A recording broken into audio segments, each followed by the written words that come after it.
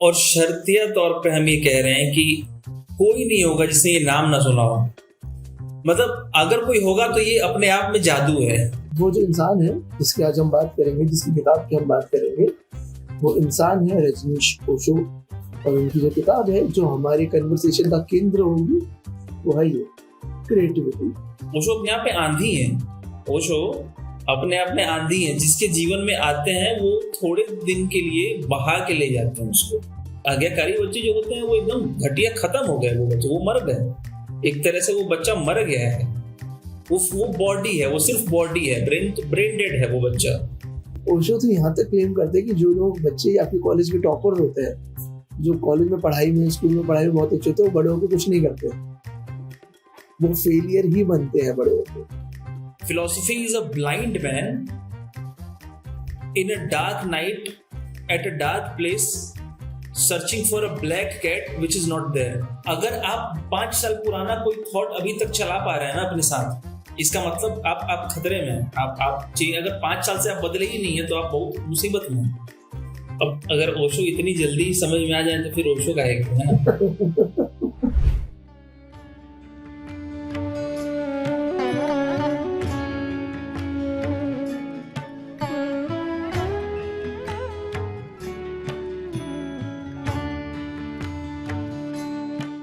Hello नमस्कार, आप सभी का स्वागत है एक और एपिसोड में हिंदी घराना के। मैं हूँ गौरव कर और मैं हूँ आदित्य। और आज हम बहुत मेहनत नोट्स वगैरह बना के लाए हैं फुल, और फिर भी मैं कांप रहा हूँ। डर ही डर मेरे मन में बसा हुआ है। तो भारी आदमी को उठा लिया है। हाँ, हमने अपने आप से बहुत बहुत 4 गुना, मतलब 4 गुना क्या, 1000 गुना, 400 गुना इंटेलेक्ट में, ज्ञान में, विट में हमसे कई हजारों गुना है। उसके बारे में हम बात करेंगे क्योंकि मैंने और शर्तिया तौर पे हम ये कह रहे हैं कि कोई नहीं होगा जिसने ये नाम ना सुना हो।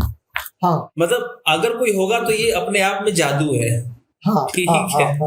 अगर आप इस इंसान को नहीं जानते हो, इवन भारत में छोड़ो, आप दुनिया के किसी कोने में दुनिया के किसी कोने में, ये नाम एक बार आपकी जिंदगी में आपको किसी ने बताया जरूर होगा। ये कंपलसरी बात है, ये जरूरी है। हवा की तरह है ये नाम। हाँ। तो वो जो इंसान है जिसकी आज हम बात करेंगे, जिसकी किताब की हम बात करेंगे, वो इंसान है रजनीश ओशो। और उनकी जो किताब है जो हमारी कन्वर्सेशन का केंद्र होगी वो है ये क्रिएटिविटी। क्रिएटिविटी ऑब्वियसली ओशो जी की हर जो किताब है वो उनके लेक्चर्स होते हैं, ये उसी की तरह उनके लेक्चर का कलेक्शन है। और इसमें वो सारे लेक्चर्स हैं जिसमें वो क्रिएटिविटी से रिलेटेड बातें कर। तो एसेंशियली नहीं है कि हर बात क्रिएटिविटी पे हो, पर वो जो ब्रॉडर टर्म्स हैं वो क्रिएटिविटी से ही रिलेटेड है। हाँ, तो भाई मैं अब आपसे पूछूंगा सबसे पहले कि आपकी लाइफ में ओशो इंट्रोड्यूस कैसे हुआ? सही है। ओशो बल्कि पहले हालांकि ओशो ने हमेशा फिलॉसफी के अगेंस्ट बात की है। ओशो अपने आप को फिलोसोफर नहीं कहते थे। ही यूज्ड टू से कि I am not a philosopher. हाँ। पर मैं कहना चाहूंगा कि सबसे पहले फिलॉसफी की दुनिया से मेरे जीवन में ओशो आए थे। ठीक है। मेरे पिताजी एक मैगजीन मंगाया करते थे घर पे, ओशो वर्ल्ड नाम से। ठीक है। वो 30 रुपए 20 रुपए की मैगजीन आती थी, वो मंगाया करते थे। और मेरे घर पे वो कम से कम 100-150 मैगजीन थी। और मैं वो पढ़ने से मैंने शुरू किया था ओशो को जानना, पढ़ना। मुझे इवन ये भी याद है कि मैंने ओशो को जब पढ़ना शुरू किया था तो पहली बात कौन सी थी जो मैंने पढ़ी थी, और अभी मैं भूल नहीं पाता हूँ वो ओशो की पहली बात। सोचो, मुझे याद है। पता है, वो लिखा था कि डर इंसान के मन में इतना गहरा बैठा होता है कि हम उसको लांघ नहीं सकते, उससे छुटकारा नहीं पा सकते, है ना। वो हमारे साथ जीवन के हर क्षेत्र में चलता है, रोज हर घड़ी हमारे साथ रहता है। तो एक एग्जाम्पल उन्होंने दिया था कि हम डर से निपटने के लिए क्या करते हैं, और बड़ा मजेदार एग्जाम्पल था कि अगर अंधेरी रात में किसी गली से क्रॉस हो रहे हो हम, और कोई ना हो, सन्नाटा हो, तो हम अपने ही डर को ओवरकम करने के लिए सीटी बजाने लगते हैं, या गाना गाने लगते हैं, या गुनगुनाने लगते हैं कुछ। हम खुद को धोखा देते हैं कि देयर इज समबडी, कोई हाँ। है, डरने की जरूरत नहीं है। तो हम अपने फियर को कैसे ओवरकम करते हैं, वो पहला पैराग्राफ था, मुझे लगा यार ये तो इंटरेस्टिंग इंसान है, हाँ। अच्छा लिखता और क्या है, ये तो उम्र थी मैं तुम्हें? करता हूँ। मैं क्या 10वीं उम्र में थी? था। 10वीं में। मेरा मेरा मैंने पहली अच्छा मेरा जो ओशो के साथ इंट्रोडक्शन था, वो पहले मुझे उनका नाम और उनका एग्जिस्टेंस पता चला। वो करते क्या थे, उनकी बातें क्या थी, वो मुझे कई कई सालों बाद मुझे ये मतलब उस तक पहुंचने में मुझे 15 साल लग गए, 10-15 साल लग गए। तो मुझे सही से याद है, मैं छठी क्लास में था, ठीक है, छठी क्लास में था। मेरे मैथ्स की टीचर थे जिनका नाम याद है, उनका नाम था अमृतपाल सिंह ओशो संतोष डियोरा। अच्छा। ठीक है, अच्छा। अब उनके नाम के अंदर ओशो संतोष था नहीं, उन्होंने डाला हुआ था, और उनके नकल्स पे ओशो हाँ। लिखा हुआ था, दो तरफ, ओ क्या एस बात। H O S H O. अच्छा, ओशो भक्त। हाँ, और उनका फेसबुक पूरा ओशो से ही भरा रहता है। तो वो पहले इंसान थे जिनकी ये तो हाँ, ये तो जिनसे है। ओशो ओशो अपने आप में आंधी है। हाँ ओशो हाँ अपने हाँ आप में आंधी है, जिसके जीवन में आते हैं वो थोड़े दिन के लिए बहा के ले जाते हैं उसको, हाँ छा जाते हैं उसके मन पे ओशो, हाँ जो भी पहली बार ओशो को पढ़ता है। हाँ, ये तो है। सच बात। ओशो हिप्नोटाइज करके रख लेता है। बिल्कुल बिल्कुल। अगर आप ओशो पढ़ लो ढंग से यूनिवर्स पढ़ लो, या फिर उसकी वीडियोस देख लो, या उसको, जो मैं सोचता हूँ जो लोग उसे लाइव देखते थे, उन्हें जो ओशो को लाइव सुनते थे, वो कैप्टिवेट हो जाते होंगे। बिल्कुल। हाँ, वो जो हिप्नोटिज्म जो उनपे करा है उन्होंने, ऑब्वियसली यार, वो तो कोई भी अपना आपे से खो के छोड़ के एकदम उनकी भक्ति में तो उनके दास बन जाए यार। और ये होता है सबके पर्सनल। हाँ यार, हाँ, फील किया है बिल्कुल। और सबकी लाइफ में एक ना एक मेरे हिसाब से पॉइंट कभी ना कभी आते हैं जब वो पीक पे पहुंच जाते हैं। उनकी ओशो ही सब कुछ है। ओशो ने कहा है, इस पे जो कहा है वो ओशो ने कहा है, जो सत्य है वो ओशो ने कहा है। बहुत लोगों को रेबल बनाने का काम किया है ओशो ने। हाँ, मतलब मैं कहना चाहूंगा कि जो सीड है ना, क्रांति का बीज है जो, वो कहीं ना कहीं ओशो डाल देते हैं। जो ओशो को देखता है या सुनता है या पढ़ता है पहली बार, हाँ, उसके जहन में, उसके मन में कहीं ना कहीं वो इम्प्लांट कर देते हैं क्रांति, रेबल, है ना। हाँ, हाँ, हाँ, क्रांति वो बिहेवियर। हाँ, वो दिखा पाए या ना दिखा पाए वो दूसरा मसला है, पर मन में तो डाल देते हैं ओशो। उनमें इतनी ताकत, इतना फोर्स है उनमें हाँ, कि वो तुम्हारे मन में क्रांति डाल देते हैं कि भाई जैसे जी रहे हो गलत जी रहे हो। और वो जो क्रांति है उसी तरीके की होती है कि मतलब सामाजिक क्रांति, सामाजिक क्रांति। हाँ, हाँ, और एक सामाजिक, एक बाहर के लिए क्रांति और एक अपने अंदर क्रांति। अंदर की। हाँ, सही बात, हाँ, बिल्कुल। एक साइकोलॉजिकल क्रांति। परिवार के स्ट्रक्चर के खिलाफ, समाज के स्ट्रक्चर के हाँ, खिलाफ हाँ, बोलना। हाँ, किसी वो भी ओशो। तरह की रूढ़िवादी बिलीफ के बिल्कुल खिलाफ, बिल्कुल। कुछ भी, किसी भी चीज को लेके अगर कहीं पे भी बिलीव है कि ऐसा ही होता है या ऐसा ही है, वो तो उसके खिलाफ गलत क्रांति है, वो है ओशो। ओशो लेकिन ओशो ने खोल के कहा है कि जो बच्चे, आज्ञाकारी बच्चे जो होते हैं, हाँ हाँ हाँ हाँ, ओशो ने क्या, उन्होंने कहा है कि आज्ञाकारी बच्चे जो होते हैं वो एकदम घटिया, खत्म हो गए वो बच्चे, वो मर गए। हाँ, एक तरह से वो बच्चा मर गया है। हाँ, हाँ, हाँ, वो बॉडी है, वो सिर्फ बॉडी है, ब्रेन हाँ, ब्रेन डेड है वो बच्चा। हाँ, जो माता पिता की आज्ञा का पालन कर रहा है वो ब्रेन डेड बच्चा है। उसका क्या करेंगे, अब उसकी प्रतिभा ही खत्म हो गई है। हाँ, अब जैसे आप कार, रिमोट कंट्रोल कार चलाते हैं, वैसे वो बच्चा है। हाँ, हाँ, वो मशीन है, मशीन है वो। हाँ, वो मैकेनिकल हो चुका है। हाँ, वो मैकेनिकल हो चुका है। ये शायद ये कोट इस किताब में भी है। ये कॉन्शियसनेस के बारे में जब बात करते हैं तो उसमें ऐसा कुछ लिखा भी है। अगर मुझे मिला तो मैं पढ़ के जरूर सुनाऊंगा, पर चलो तब तक हम अपना मेन टॉपिक। हाँ, बोलो। तुम महसूस करते होगे तुम भी, या मैं भी देखता हूँ कि जो बच्चे आज्ञाकारी होते हैं वो हाँ, अपना ब्रेन नहीं यूज करते हैं। हाँ, हाँ, वो अपना ब्रेन यूज नहीं करते हैं। और ओशो ने तो यहाँ तक लिखा हुआ है, क्लेम्स ओशो के, क्योंकि ओशो एकदम बड़ा क्लेम करता है। ओशो कभी छोटी छोटी बातें नहीं करते, नहीं बोलते हैं। वो सीधा बोलते हैं। तो ओशो तो यहाँ तक क्लेम करते हैं कि जो लोग बच्चे आपके कॉलेज के टॉपर्स होते हैं, जो कॉलेज में पढ़ाई में, स्कूल में पढ़ाई में बहुत अच्छे होते हैं, वो बड़े होकर कुछ नहीं करते, वो फेलियर ही बनते हैं बड़े होकर, क्योंकि उन्होंने कुछ सीखा नहीं, कोई स्किल नहीं लिया, अपने ऐसे आप। ऐसे ऐसे चले बिल्कुल। हाँ हाँ। हाँ हाँ।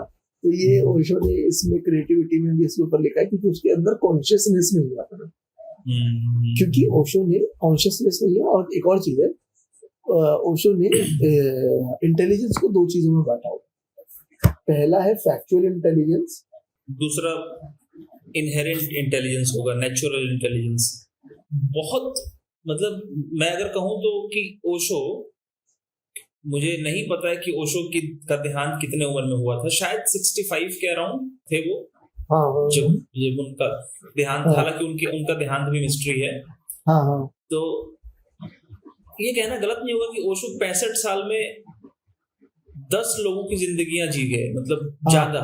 हम्म, जितना कंटेंट प्रोड्यूस किया है ना ओशो ने, और जितना कंज्यूम, और कंटेंट नहीं बोलते हैं हम, बोलते हैं जितना मटेरियल हाँ बोल लीजिए जितना या ज्ञान। मटेरियल कह लो, हाँ हाँ जितना ज्ञान कह लो, जितनी किताबें हैं, जितनी क्या कहते हैं उसको, बोलना, भाषण, स्पीचेस। स्पीच, हाँ हाँ लेक्चर्स, डिस्कोर्सेस, हाँ हाँ हाँ, आइडियाज जो समाज में दिए गए। हाँ वो 10 लोग अगर जीवन भर 100 साल की उम्र वाले करें तो शायद उतना ना कर पाए। और तब कहा जाता है कि ओशो ने लाख किताबें पढ़ी थी अपने जीवन में। हाँ 1.5 लाख। ओशो की लाइब्रेरी की बहुत फेमस हाँ फोटो है। ओशो की लाइब्रेरी।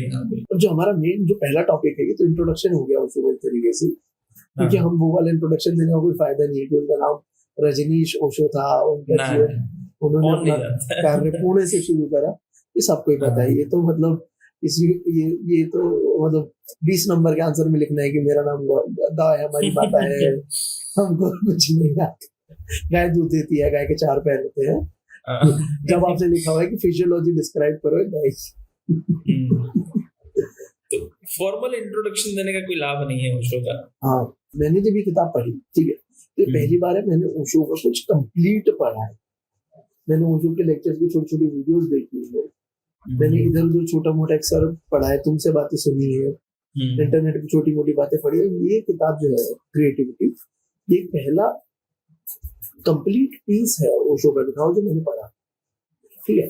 अब जब मैं पूरा पढ़ रहा था, पूरा टाइम मुझे एक कंफ्यूजन था कि या तो ये मेरी आदत खराब हो गई है किताबें पढ़ के, कि मैं हमेशा लिखने वाले का या कहने वाले की फिलोसफी उसमें ढूंढता हूँ, समझने की कोशिश करता हूँ। हाँ कि ये कहाँ से आ रहा है, ये कहाँ से, इसका साइकोलॉजी क्या है, इसका फिलोसफी क्या है, ये किस प्रकार का इंसान है। क्योंकि आप जो भी कोई कुछ कहता है उसका कोई वजह है ना। बिल्कुल। अगर आप एक जगह बोल रहे हो कि एक ग्रुप के लोग मूर्ख होते हैं, जो लोग आज्ञाकारी होते हैं वो मूर्ख होते हैं, जो लोग सेल्फ कॉन्शियस होते हैं वो कुछ नहीं कर पाते, क्योंकि आप हमेशा सेल्फ कॉन्शियस रह जाते हो। बिल्कुल, आप हमेशा अपना सोचते रहते हैं। हाँ खुद को लिमिट करते रहते हो हर जगह। पर वही जगह फिर ये बोलेगा कि नहीं, पर आपको बहुत ज्यादा कॉन्शियस होना है दुनिया को लेके, आस पड़ोस को लेके, हर चीज को लेके। कॉन्शियसनेस आपके अंदर बहुत होनी चाहिए, इंटेलेक्ट आपके अंदर किस तरीके का होना चाहिए, मेमोरी आपकी कौन सी होनी चाहिए, फैक्चुअल मेमोरी होनी चाहिए, साइकोलॉजिकल मेमोरी भी होनी चाहिए, फैक्चुअल मेमोरी। तो ये सब बातें करते तो एक आपके अंदर होता है ना जिज्ञासा की आ कहाँ से रहा है, ये वजह कहाँ है, क्या है। पर पूरा लेक्चर पढ़ते समय मुझे कहीं समझ नहीं आया ओशो का फिलॉसफी कहाँ से आती है। अब अगर ओशो इतनी जल्दी समझ में आ जाए तो फिर ओशो का है ना। मतलब ओशो तो बहुत गहरे हैं, मतलब ओशो। खैर तुमने 2-3 बातें कही, एक तो ओशो की फिलॉसफी है ना, और ये जो बाइनरी ओशो दिखा रहे हैं कि इंटेलिजेंस ऐसा हो ऐसा ना हो, कॉन्शियसनेस ऐसी हो ऐसी ना हो, है ना। एक अगर मैं छोटी सी बात ऐड करूं तो मैंने हमेशा देखा है कि ओशो हर चीज को 2 में बांटते हैं, और एक बहुत अच्छा होता है, एक बहुत खराब। दोनों एक्सट्रीम्स की बात करते हैं, 2 पोल्स होते हैं, उसके अलावा दुनिया में कुछ नहीं होता है। हम सब 2 पोल्स में रहते हैं। अब आप कंटिन्यू करिए भाई। ओशो की गीता है, हाँ तुमने 2 पोल्स की बात की तो मुझे याद आया, ओशो की गीता 9 वॉल्यूम्स में, 9 वॉल्यूम्स में तो नहीं, 9 वॉल्यूम्स में तो अष्टावक्र गीता है। भगवत गीता के और ज्यादा वॉल्यूम्स हैं, मैंने सारे नहीं पढ़े हैं पर 4-5 पढ़े हैं, ठीक है। आपका एक मेरे पास रखा है। अच्छा हाँ, तो ओशो उसमें बहुत मजेदार बात कहते हैं। ओशो कहते हैं कि ह्यूमैनिटी के 2 एक्सट्रीम्स, एक एक्सट्रीम पे दुर्योधन है, एकदम मूढ़, दिमाग से खत्म, अज्ञान, अंधेरा भरा जिसके अंदर, ठीक है, और दूसरे एक्सट्रीम कृष्ण, हाँ प्रकाश, सच्चिदानंद ब्रह्म, हाँ हाईएस्ट पॉसिबिलिटी ऑफ ह्यूमन, है ना। और बीच में वो कहते हैं कि इन दो एक्सट्रीम्स के बीच में हम तुम हैं, और उसका जो प्रतिनिधित्व करता है वो अर्जुन है। तो अच्छा अर्जुन एक ब्रिज है दुर्योधन और कृष्ण के बीच, जो झूल रहा है कॉन्स्टेंटली, जो बार बार दुर्योधन की तरफ फिसल रहा है, पर वो चाहता है कि वो कृष्ण की तरफ बढ़े, इसीलिए वो कृष्ण से बहुत सारे प्रश्न पूछता है। तो उसके अंदर जिज्ञासा है कि वो कृष्ण वाले एक्सट्रीम पे जाए, पर उसकी नेचुरल टेंडेंसी है कि वो दुर्योधन वाले एंड पे रहना चाहता है। तो ये जो पोल्स दिखाते हैं ना ओशो वहां की, दुर्योधन, कृष्ण और बीच में सब लोग हैं, और आपको तय करना है कि आप किस एंड पे जाएंगे। तो जर्नी टुवर्ड्स दुर्योधन या जर्नी टुवर्ड्स कृष्ण, वो ही लाइफ का पर्पस है। तो ये मुझे अभी याद आया। हाँ, अब फिलोसफी पे चलते हैं हम इनकी। फिलोसफी पे मुझे लगता है ना, जैसे ओशो ने कई बार अपने कई लेक्चर्स में, डिस्कोर्सेज में कहा है कि I am not a philosopher, साफ साफ मना किया है, I am not a philosopher. हाँ, मुझे वो तो एग्जैक्टली नहीं याद। हाँ, वो फिलोसफर की तो exactly गाली भी बकते हैं, गाली बकते हैं। हाँ, वो कहते हैं कि फिलोसफर बेकार लोग होते हैं, खाली किसी काम के नहीं होते। वो कहते हैं philosophy is a waste of human intelligence. हाँ। मुझे एग्जैक्टली नहीं याद है, पर वो एक लाइन कहते हैं कि philosophy is a blind man in a dark night at a dark place searching for a black cat which is not there. तुम सोच के देखो, हद से ज्यादा ओशो, बहुत ओशो हद से। बात है। हाँ, तो फिलोसफी के बारे में तो उनका ये विचार है, तो वो खुद को फिलोसोफर मानते नहीं। हाँ, लेकिन एक इंसान है, या कह लो कि अवतार है, जिनसे ओशो सबसे ज्यादा प्रभावित दिखते हैं, वो है बुद्ध। हाँ, बुद्ध से ओशो बहुत प्रभावित है, हाँ, बुद्ध हाँ, के फैन है ओशो। हाँ, ओशो कुछ भी बात करते हैं तो एक बुद्ध को बहुत क्रेडिट देते हैं। हाँ, और बहुत बुद्ध से revere कहीं ना करते कहीं हैं उनकी वो। कहानियों से जरूर जोड़ते हैं बच्चों को, ये देखा है। तो बुद्ध से बहुत प्रभावित हैं, और वो कहते हैं कि इंसान को एक्सपेरिमेंटल होना चाहिए। ओशो की हर बात में लगभग, इसीलिए उन्होंने इतने तरह के मेडिटेटिव टेक्निक्स बनाए। हाँ, हाँ, उनके आश्रम में तुम देखो ना, लोग कई सैकड़ों तरह के मेडिटेटिव टेक्निक्स यूज करते हैं कि नग्न होके डांस करो, कूदो, फांदो, कुछ भी करो। उनका एक आइडिया ये भी है ना मेडिटेशन की, लेकिन कुछ एक चीज करो एक्सट्रीम पे जाके, बिल्कुल। हाँ, इतना कर लो कि आपका मन भर जाए और आपको उसका आपको उसका वो दिखने लगे, बेयर बोन स्ट्रक्चर। यार ये तो क्या क्या छोटी चीज है, मैं सुपर हूँ, मेरी इंसानियत इससे ऊपर है। एक्सट्रीम मन उचट जाए जिसको कहते हैं ना। जैसे कुछ लोग कहते हैं कि मैंने इतनी शराब पी कि उसके बाद मैं समझ गया कि इसमें कुछ नहीं रखा है। तो वो एक्सट्रीम। इससे मुझे याद आया एक छोटा सा, ये बड़ा खूबसूरत, बहुत खूबसूरत प्रसंग है इस किताब में। उसमें बताते हैं कि आप कुछ भी करने का क्रेडिट कभी खुद मत लेना। एक इंसान नुकसानदायक कब होता है। अगर मान लीजिए एक इंसान सिगरेट बहुत पीता है तो वो अपने लिए नुकसानदायक बहुत है, क्योंकि वो अपने फेफड़े सड़ा रहा है, और अपने आस पड़ोस के लोगों के लिए भी नुकसानदायक है। पर जिस दिन वो इंसान ये सोचेगा कि मैं सिगरेट छोड़ दूंगा, और वो खुद सिगरेट छोड़ेगा, तो उस दिन वो 10 गुना ज्यादा नुकसानदायक हो जाएगा। क्यों? क्योंकि अब वो सबको जाके बताएगा कि मैंने सिगरेट छोड़ दी, मैंने सिगरेट छोड़ दी, और सबको बताएगा अरे सिगरेट का ये नुकसान होता है, वो होता है, वो होता है। और पहले वो सिर्फ अपने फेफड़े खराब कर रहा था, पहले वो अपनी उंगलियों का इस्तेमाल करके अपने फेफड़े खराब कर रहा था, अब वो अपनी जबान का इस्तेमाल करके लोगों का दिमाग खराब कर रहा है। आपको कभी भी सिगरेट पीना या कुछ भी आपको खराब आदत आपको लगता है कि आपको छोड़ना चाहिए, ये कभी भी खुद मत छोड़िए, पीते रहिए, करते रहिए, ठीक है। उसमें शर्म नहीं होना चाहिए, उसमें हीन भाव नहीं होना चाहिए। कर रहे हैं, एक्सेप्टेंस होना चाहिए, भाई मैं करता हूँ, करिए। और देखिएगा, बड़ा खूबसूरती से एक्सप्लेन करते हैं। आप एक दिन एक जगह बैठे होंगे, आपके हाथ में सिगरेट होगी, आप फोटो से लगाएंगे, कश लेंगे, फिर थोड़ी देर इंतजार करेंगे, सिगरेट जलती रहेगी, और आप ऊपर देखेंगे, फिर सिगरेट को देखेंगे, और जैसे ही दूसरा कश बढ़ाने के अपनी तरफ लेके जाएंगे, वो सिगरेट अपने आप आपके हाथों से छूट जाएगी, और आप नीचे नहीं देखोगे, सिगरेट को देखने, आप सिगरेट को ध्यान देने के लिए भी नीचे नहीं देखोगे और वहां से चल दोगे, उस दिन वो सिगरेट आपसे छूट जाएगी। ना आप उसके बारे में उससे आगे बात करोगे, आप कभी अपने जीवन में किसी को उसके बारे में नहीं बताओगे कि मैंने सिगरेट छोड़ दी, क्योंकि आपने छोड़ी नहीं है, वो गिर गई। So let the cigarette drop by itself. Actually इसमें ना मुझे अगर ठीक से याद है, ओशो इसमें आगे बढ़ के कहते हैं कि जिस क्षण वो सिगरेट हाथ से गिरेगी, पीने वाला भी गिर जाएगा, वहां से जो उठ के चलेगा वो एक नया आदमी होगा। हाँ। जो सिगरेट पी रहा था वो सिगरेट के साथ ही वहां डिसॉल्व हो वहाँ जाएगा। खत्म हो जाएगा। तो अब कोई कहने के लिए नहीं बचेगा कि मैंने सिगरेट छोड़ी, क्योंकि सिगरेट जो पी रहा था वो एग्जिस्ट ही नहीं करता है। तो कहे कौन? ये जो आइडिया है कि मुझे याद नहीं आ रहा है, पर मैं इतना श्योर हूँ कि कहीं भारतीय फिलोसफी से ही आता है ना ये आइडिया कि जो इंसान में कल था वो मैं आज नहीं हूँ। ये कौन सी फिलोसफी से आता है? जो मैं कल था वो आज नहीं हूँ, ये तो इवोल्यूशन से भी समझ में आता है, मतलब फिलोसफी का तो क्या पता।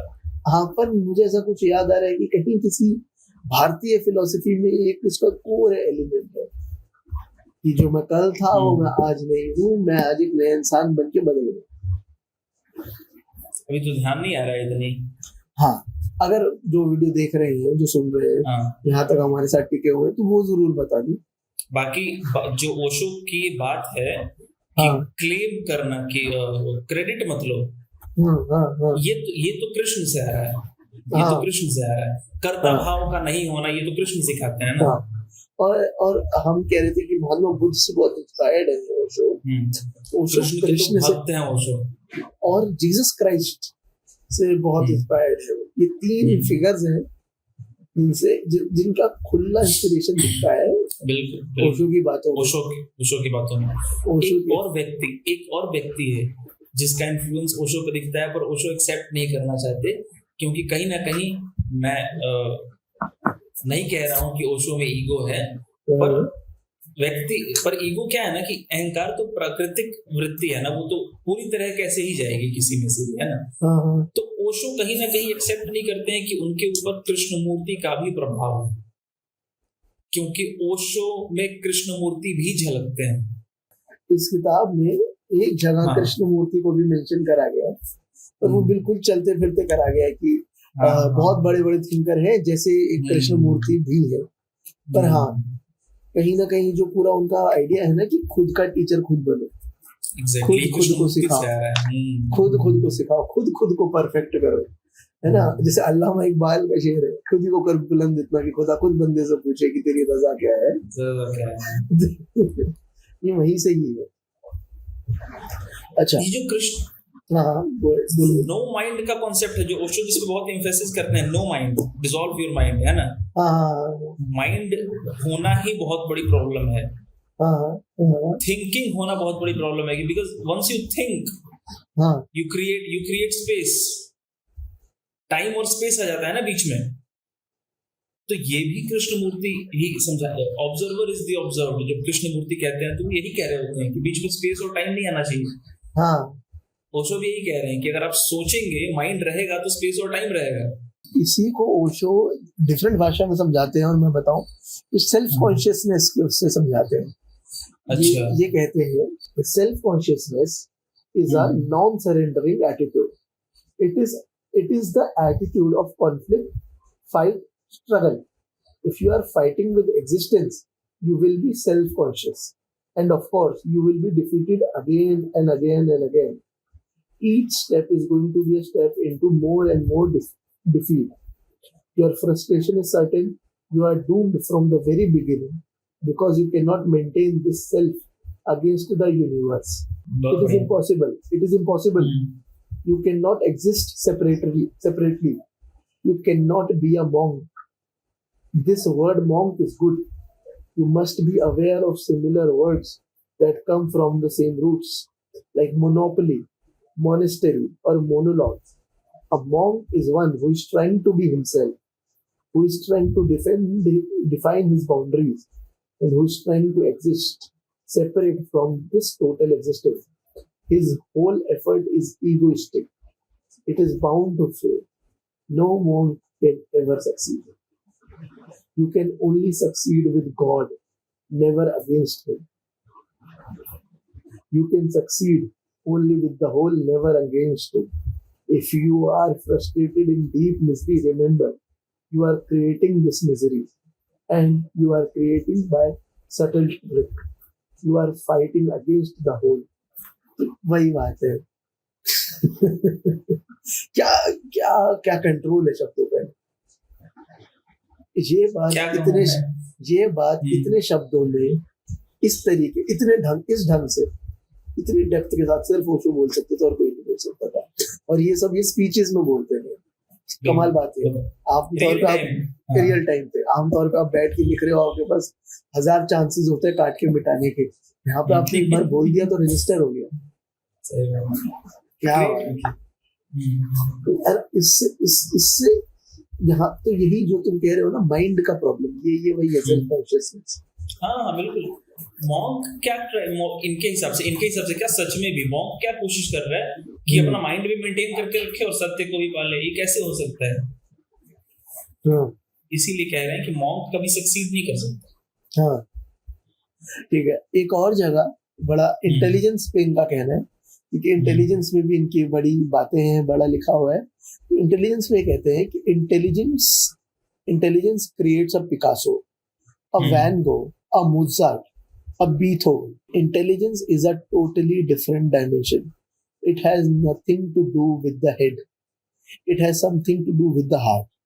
Intellect is in the head. Intelligence is a state of heart wakefulness. When your heart is awake, when your heart is dancing in deep gratitude, when your heart is in tune with existence, in harmony with existence, out of that harmony is creativity. तो ये मानते नहीं। ये जो हम बात कर रहे थे ना अभी, कि लोग जो पढ़ते हैं बहुत ज्यादा नंबर लाते हैं, वो इन रियल सेंस इंटेलिजेंट नहीं होते। तो ये भी यही कह रहे हैं कि जो इंटेलिजेंस है एक्चुअली आपके अंदर से, आपके हृदय में से, आपके मन में से आता है, जब आप एक हार्मनी में होते हैं अपनी आस पड़ोस, अपने एग्जिस्टेंस के साथ। जब लॉजिकल ब्रेन डिसॉल्व हो जाता है तब इंटेलिजेंस इमर्ज होता है। गुड, है ना? yes. हाँ वही है। अच्छा, अब जो एक बहुत क्रिटिसिज्म लगता है ओशो पे, हम उसकी बात करते हैं, वो है कि ओशो अपने आप को कॉन्ट्राडिक्ट बहुत करता है। इसके बारे में आपका क्या कहना है? ये एक मुझे लगता है कि मैं इसको 2 तरीके से देखता हूँ। हाँ। पहला कि एक इंसान अगर कंटिन्यूअसली पढ़ रहा है, समझ रहा है, नई नई किताबें पढ़ रहा है, दुनिया को ऑब्जर्व कर रहा है, खुद को चैलेंज कर रहा है, अपने बिलीव्स को क्वेश्चन कर रहा है, तो वो डेली चेंज भी होगा, है ना? वो डेली बेसिस पे बदलेगा, इवॉल्व करेगा। तो हो सकता है कि उसकी पुरानी बातें उसकी नई बातों को कॉन्ट्राडिक्ट करें, ये चांसेस हैं। तो इस तरीके से ओशो अगर कह रहे हैं कि वो खुद को कॉन्ट्राडिक्ट कर रहे हैं, जैसे वो कल कह रहे हैं कि शराब अच्छी चीज है, आज कह रहे हैं शराब खराब चीज है, तो कॉन्ट्राडिक्टरी है ना? हाँ। तो इस हिसाब से हो सकता है कि वो इवॉल्व कर रहे हैं। पर इसमें एक रिस्क ये भी है कि ओशो अपनी गलतियों को या फिर अपने इनएफिशिएंसी को कवर करने या छुपाने या एक ट्रिक की तरह इस्तेमाल कर रहे हैं कि मेरी मर्जी, मैं जो बोलूं वही सही है। हाँ, मेरी इतनी अथॉरिटी है कि मैं जो बोलूं, मैं बोलूं शराब अच्छा है तो शराब अच्छा है, मैं बोलूं शराब खराब है तो शराब। तो इस तरीके से भी ये बात हो सकती है। पता नहीं ओशो किस तरीके से ये बात कहते थे, वही जानते हैं। पर ये बात तो मुझे आपकी तुम्हारी सही लगती है भाई, कि जब इंसान रोज पढ़ता है, रोज नई बातें सीखता है, रोज नए लोगों से मिलता है, तो आपके विचार बदलते हैं। पर ना बदले तो वो आपके लिए खराब है। बिल्कुल। हाँ, अगर आप 5 साल पुराना कोई थॉट अभी तक चला पा रहे हैं ना अपने साथ, इसका मतलब आप खतरे में हैं। आप अगर 5 साल से आप बदले ही नहीं है तो आप बहुत मुसीबत में हैं। हाँ, चाहे देखो चेंज इज फॉर गुड, तो कैसा भी चेंज है ये, क्योंकि एवोल्यूशन का पार्ट है ना। आप रोज नई चीजें सीख रहे हैं, अपने ऊपर अप्लाई कर रहे हैं और बदल रहे हैं। एक कुछ होगा जो बहुत सही होगा, जो आपके कोर बिलीव्स में बन सकता है, पर आप उसको भी कॉन्स्टेंटली चैलेंज करने की कोशिश करो, कर ये बहुत सकते इम्पोर्टेंट है। हाँ, अगर आपने मान लिया कि ये मेरा कोर बिलीफ है और उसे कभी चैलेंज ही नहीं करा, फिर वहां प्रॉब्लम। मैं याद नहीं कर पा रहा हूँ, एक साइंटिस्ट थे, नाम कैसे भूल गया, एक साइंटिस्ट थे जो कहा करते थे किसी भी बात को मानने से पहले उस पे चारों दिशाओं से अटैक करो, attack it from every possible direction, और अगर वो सरवाइव कर जाए तो ही उसको मानो, अदरवाइज मत मानो। क्या बात, ये मैं गूगल करूंगा जब ये एडिट करूंगा, और हाँ वो कोड अगर तुम्हें मिल जाए कहीं भी तो मुझे भेज देना, हाँ मैं बिल्कुल लगा दूंगा। मुझे मिला तो मैं लगा दूंगा ये किनका है, क्योंकि ठीक है। बात बहुत दमदार है, तो बहुत हाँ अच्छी। हाँ, वही है ना, अपने बिलीव्स आप जब तक खुद ही उसे काटने की कोशिश नहीं करोगे तो कोई और काट के चला जाएगा एक दिन उन बिलीव्स को, और बहुत दुख देगा, बहुत दर्द दुख, देगा, हाँ हाँ। बहुत और यहाँ बेइज्जती तो जैसा और ये लगेगा। भी एक इंटेलिजेंस की निशानी होती है कि अगर आपके बिलीफ को कोई तोड़ रहा है तो आप उससे नाराज ना हो, आप उससे लड़े ना।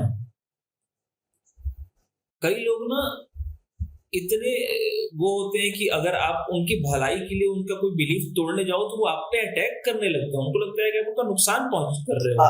हाँ, वही ना, अना का मसला बन जाता है।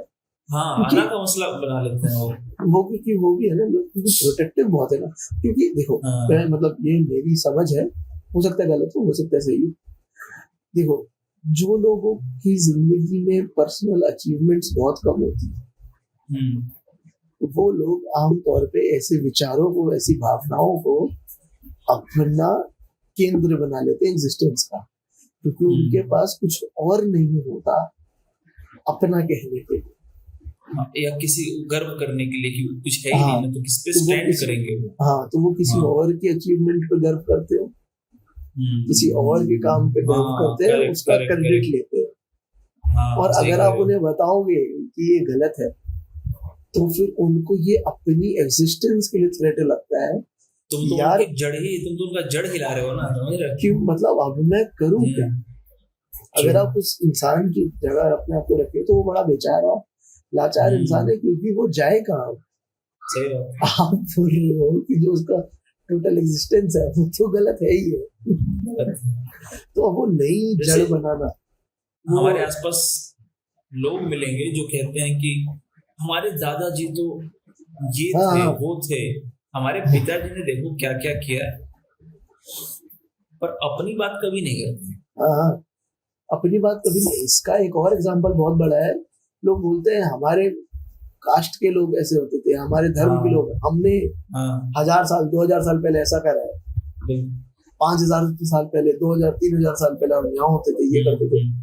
अब कहा, अब अब हाँ कहा, सही बात। अब अपने आप को देखो, अब किसकी कुछ बात है। नहीं है तो अब पे बात नहीं करेंगे, अब पे बात करेंगे तो फिर अगर दिक्कत। आप वहां से यहाँ तक हम्म, बेहतर नहीं आए, ऊपर नहीं गए, बल्कि नीचे ही आए हो, तो फिर आपका फेलियर है नो, सही बात। आपका फेलियर है, खुश होने की बात नहीं है।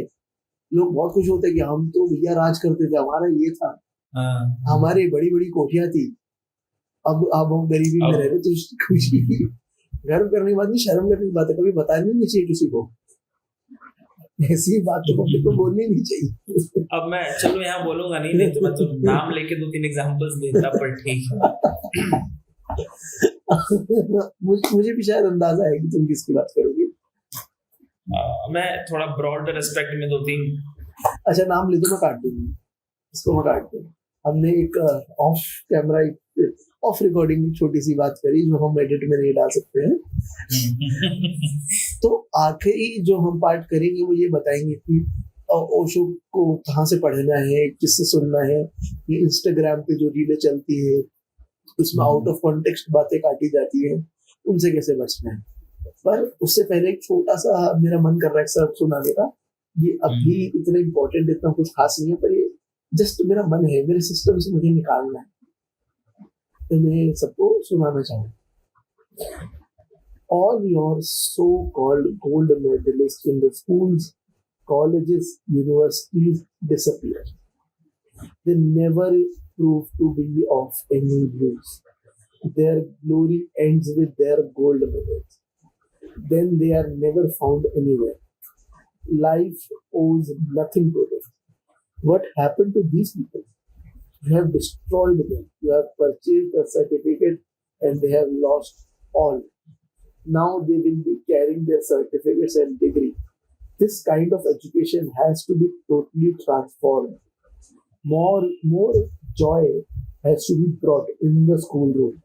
More chaos have to be brought in the university. More dance, more songs, more poetry, more creativity, more intelligence. Such dependence on memory has to be brought. ये मुझे काफी अच्छा लगा। बहुत बढ़िया। और एक छोटा सा चुटकुला जरूर करना चाहूंगा कि दिल्ली एनसीआर की सारी यूनिवर्सिटीज ने ये आखिरी वाली बात बहुत सीरियसली लिया है।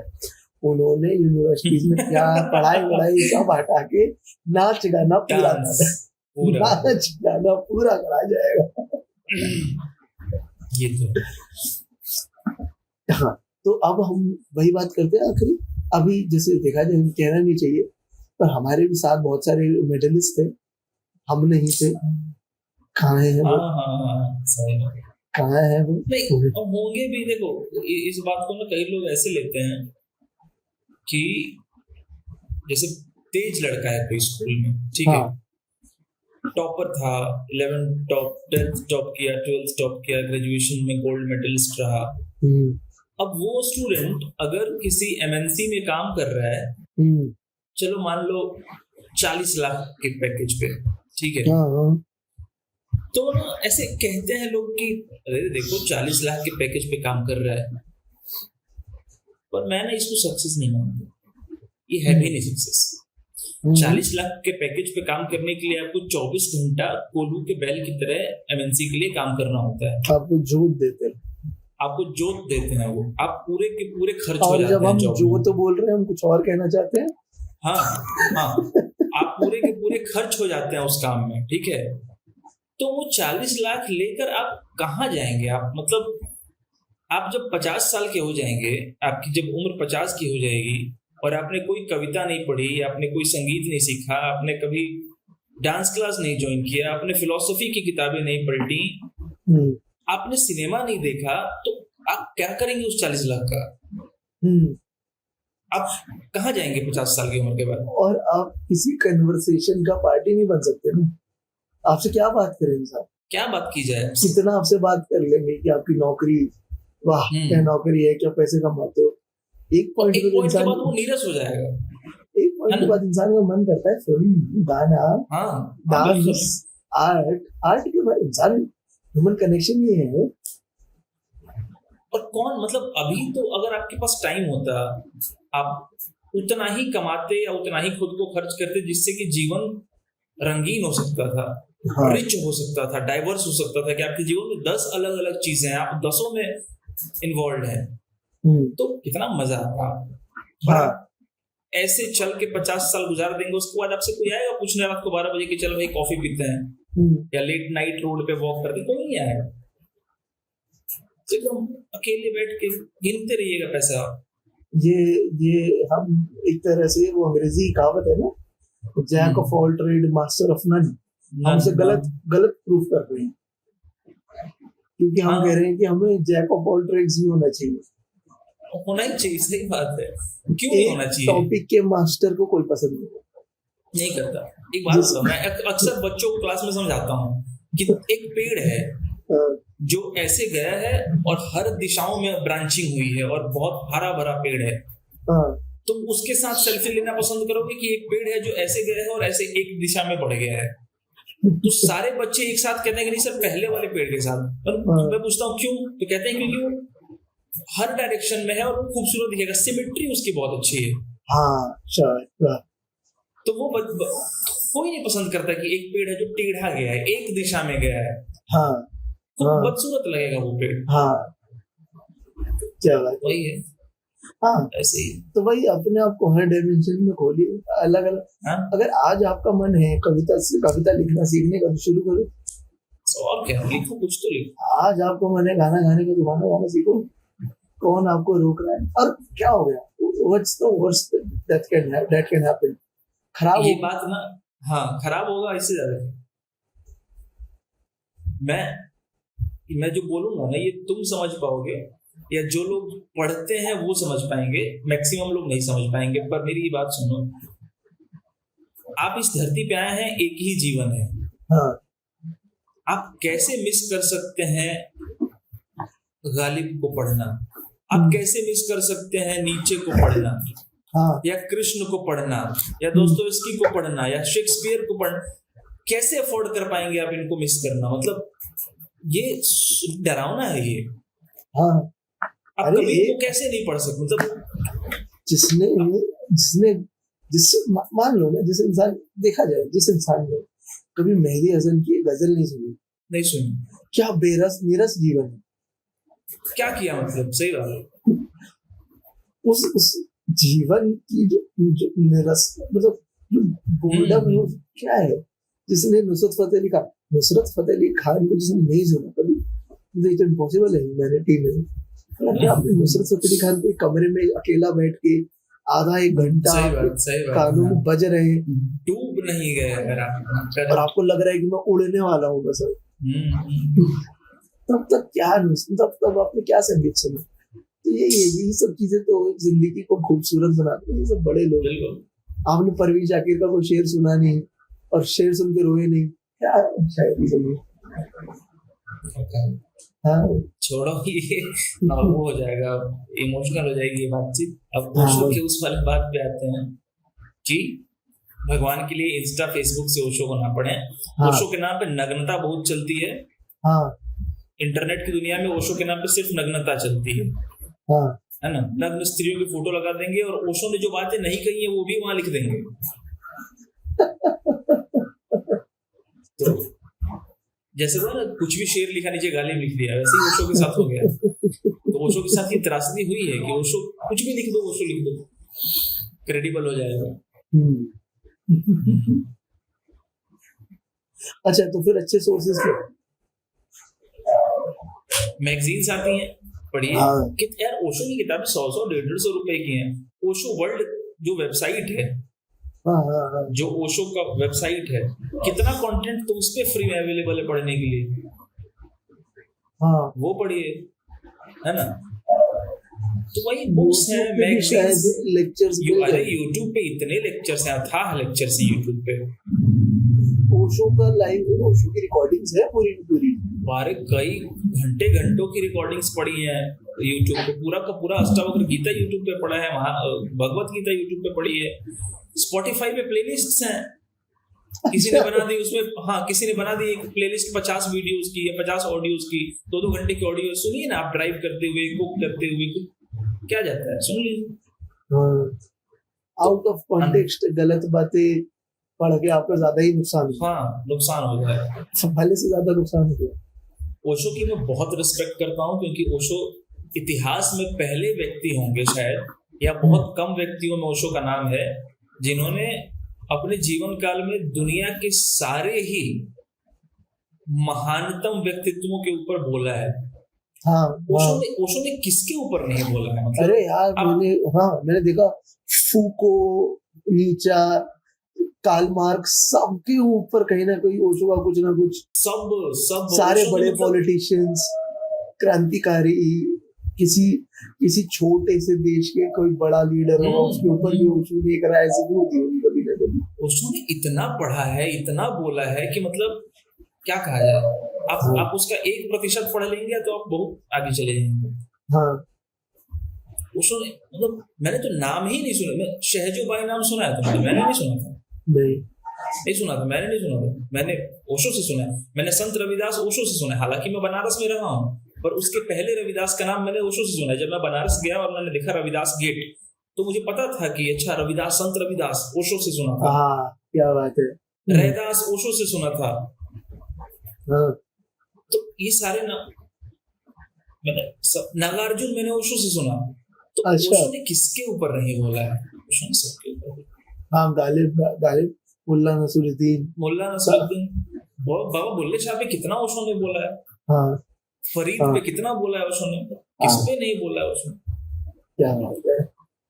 मीरा पे बोला है ओशो ने। मीरा के पद पढ़ के समझाए हैं ओशो ने। कबीर पे बहुत बोला है। कबीर की बहुत रिस्पेक्ट। कबीर, बुद्ध, कृष्ण, इनके बुद्ध थे ओशो। किताब है वो कृष्ण के ऊपर, ओशो की किताब है।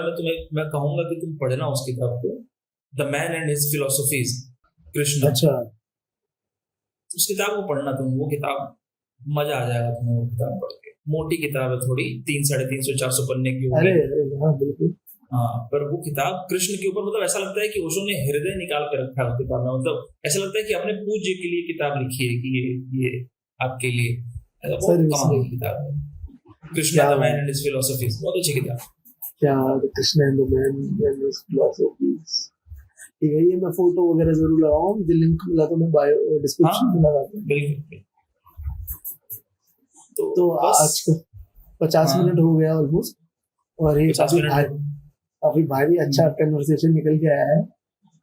मतलब अगर कोई टाइम का लिमिटेशन ना हो तो ये चलता ही रहेगा। हाँ, ये चलता ही रहेगा, कोई एंड नहीं है इसका, मतलब कितना भी बोला जा सकता। अगली बार और पढ़ के आएंगे और करेंगे जरूर, ओशो के ऊपर और ज्ञान और बातें और कहानियां और एनेक्डोट्स।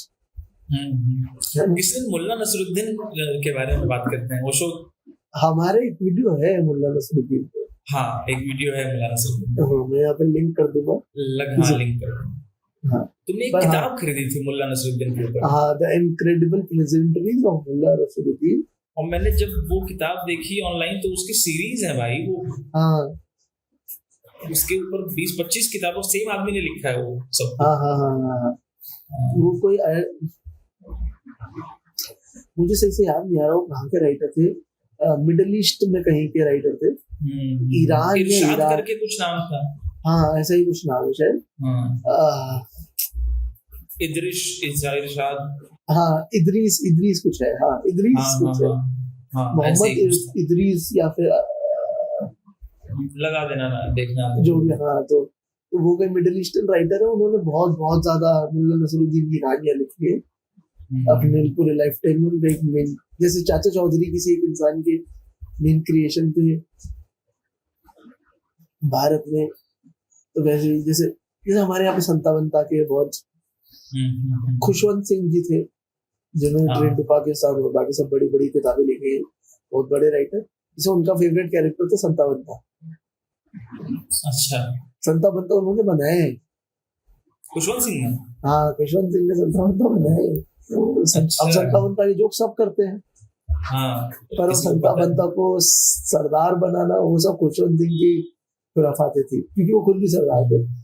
मिडनाइट चिल्ड्रन उन्हीं की किताब है ना? नहीं, मिडनाइट चिल्ड्रन सलमान रुश्दी है। अच्छा, ट्रेन टू पाकिस्तान है इनकी। हाँ, ट्रेन टू पाकिस्तान। हाँ, तो ऐसे ही मुल्ला नसरुद्दीन मिडिल ईस्ट की है।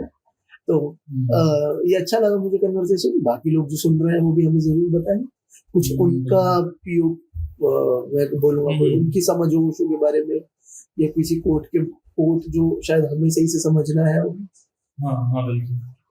एक किताब ओशो की जो हमें पढ़नी चाहिए, किताब हो या हमें पढ़नी चाहिए ऐसा कुछ।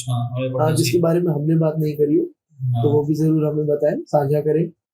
और कुछ आदित्य भाई एंड करने से पहले? नहीं, और कुछ नहीं। ठीक है।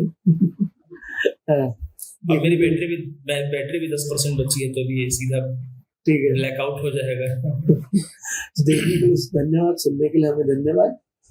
अच्छा लगे तो लाइक करें, शेयर करें, सब्सक्राइब करें, जो पॉसिबल करते हैं सहयोग करें।